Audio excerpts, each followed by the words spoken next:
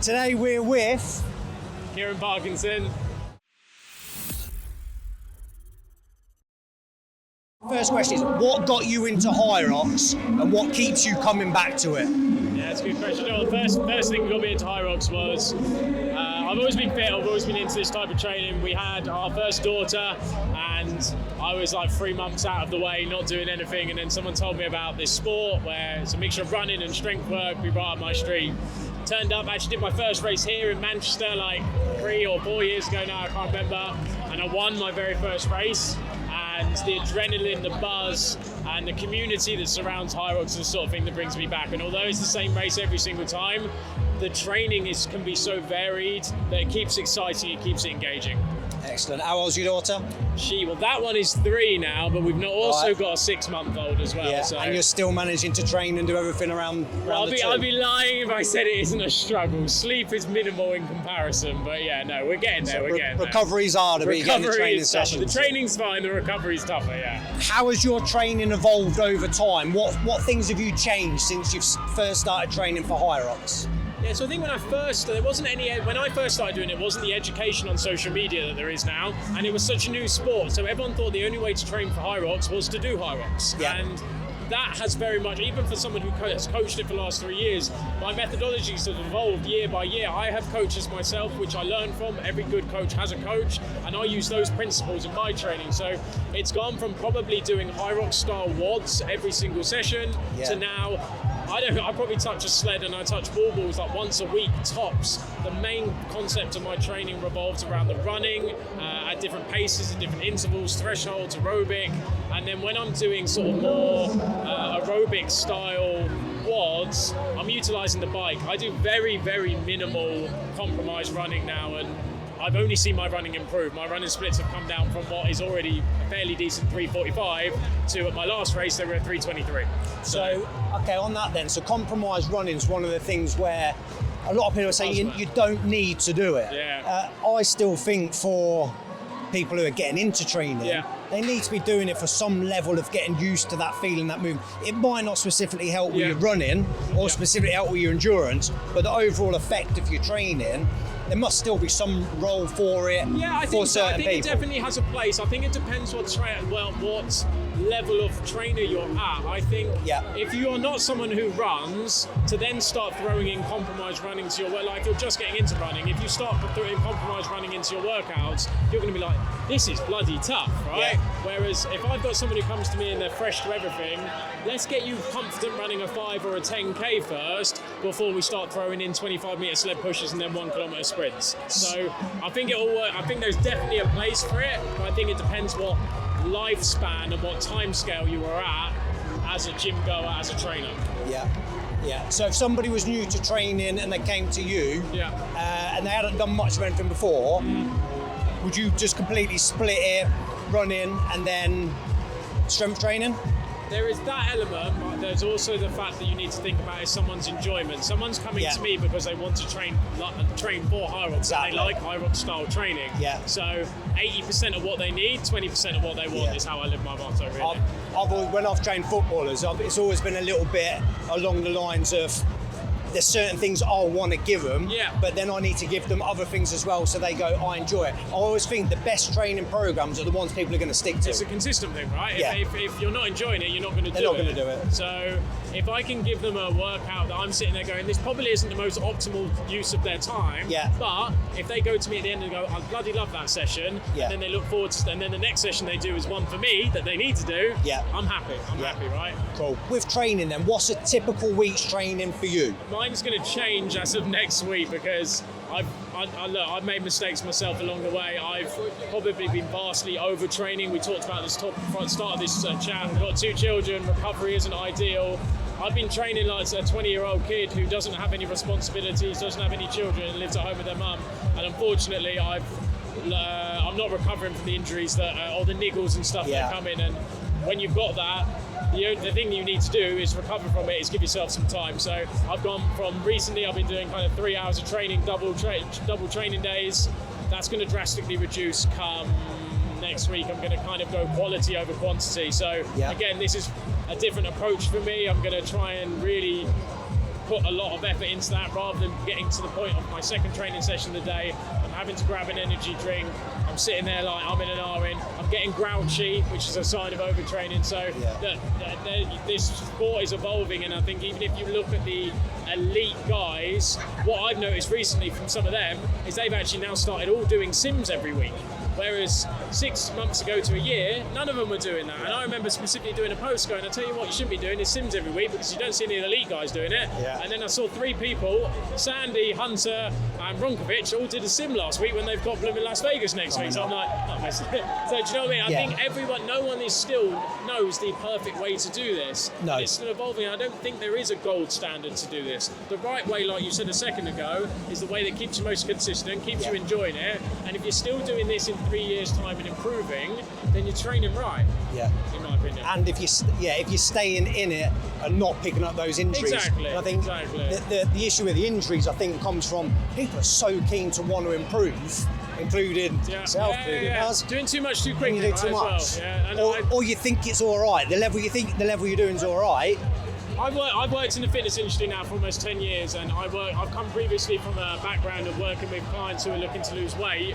And trying to get them into the gym was the hardest part. Trying to keep these buggers out of the gym who do Hyrox is the hardest part. I'm like, take a rest day. And so that's I think it's changed so much, isn't it? When you have rest days, or when you give people rest days, do you normally give complete rest, or do you still have people doing some form of low-level activity? It will kind of depend. A lot of the stuff I'll do, it'll be like rest or active recovery if I'm planning something. Again, it will depend on the person. There'll be certain people, I can think of some clients I've got here that I'll be like, rest, and then I'll put in big bold capital letters, rest. You know what I mean? Like, do not move. Others I'll put, if you want to sit on a bike for 45 minutes to an hour, that's cool. As long as it's something that's not going to give them create any fatigue, that's cool, right? So for somebody new to training, what's the one main bit of advice you'd give them?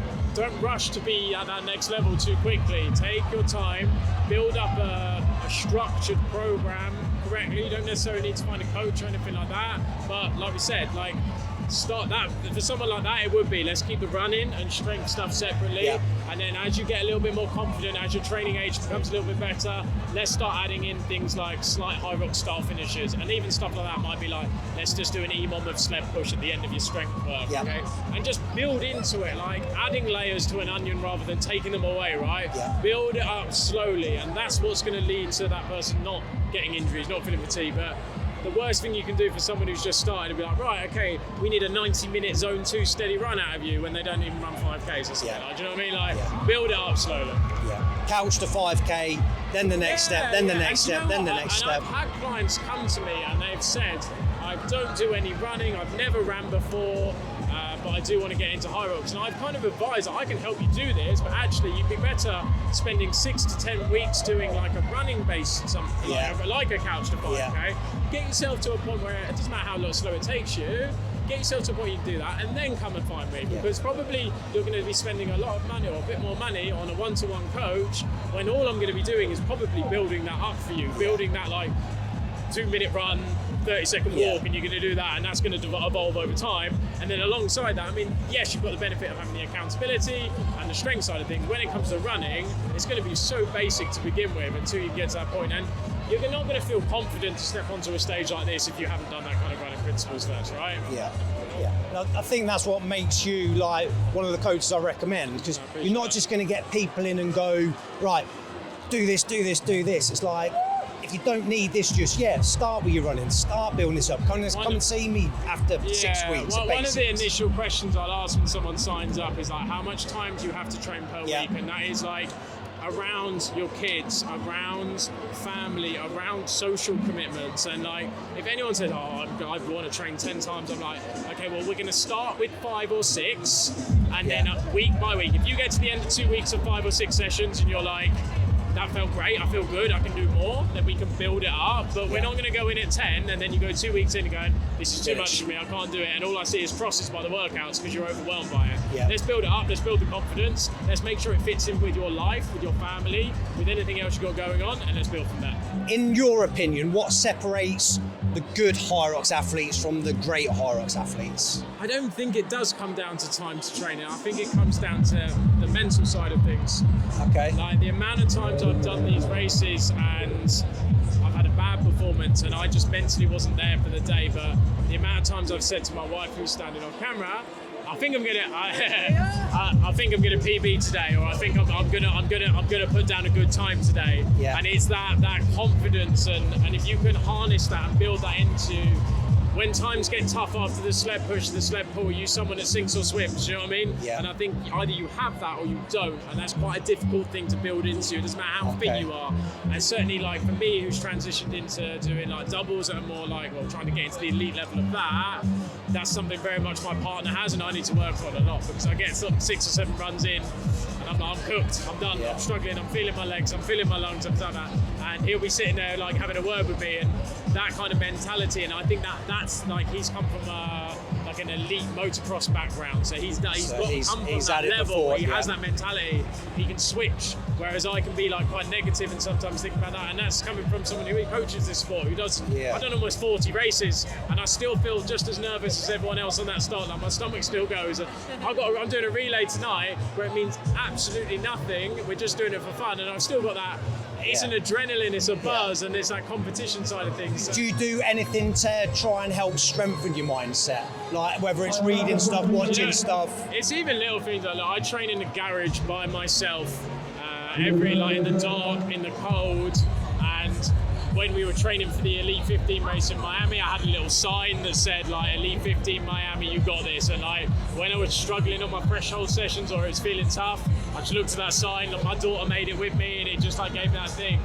I do ice baths as well, and I don't do that for the physical benefits of it. I do it for the mental side of it, because the amount of times, and again, my wife will agree with this, and I'll sit there and go, Hunter McIntyre would get in that bloody ice bath, and it's that kind of stuff. And it's like, have I got the men when it's -2 outside, freezing cold? Have I got that mentality to go out there and get in it? It's not the benefits of 3 minutes in the ice bath. It's more that, have I got the mental capacity? Stuff like that builds mental resilience, I think. Yeah, 100%. What's your goals now with Hyrox? What is it you're wanting to achieve?